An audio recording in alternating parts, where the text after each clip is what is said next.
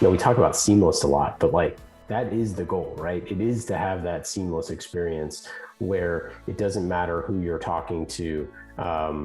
They're going to understand where your account is at any given time, right? They're going to understand what you've been doing, how you've, whether you bought the product or not, how many times you bought the product or not, how many years you've been a customer, all those things. I mean, it's not table stakes yet, but we're getting pretty close.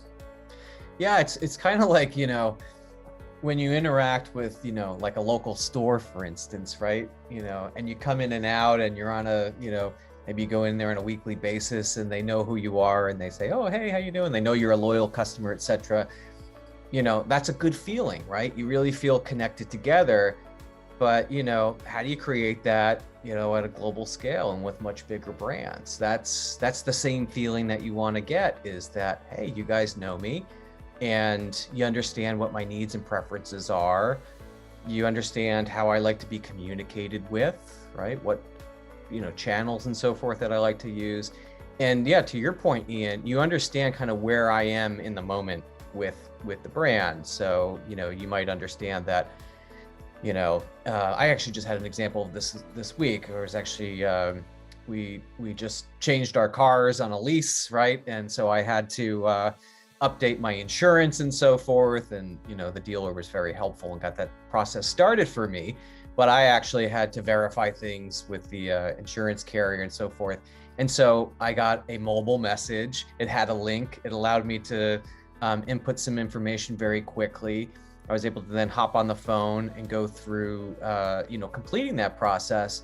But I was very delighted by the process because I was actually doing it in the car on the way to the dealer. And, I was able to do that basically while I was driving. And when I talked to them, they knew who I was. They knew that the dealer had just input this, and it was like completely seamless. And by the time I got there, I was able to go pick up my car and it was like a piece of cake, easy breezy.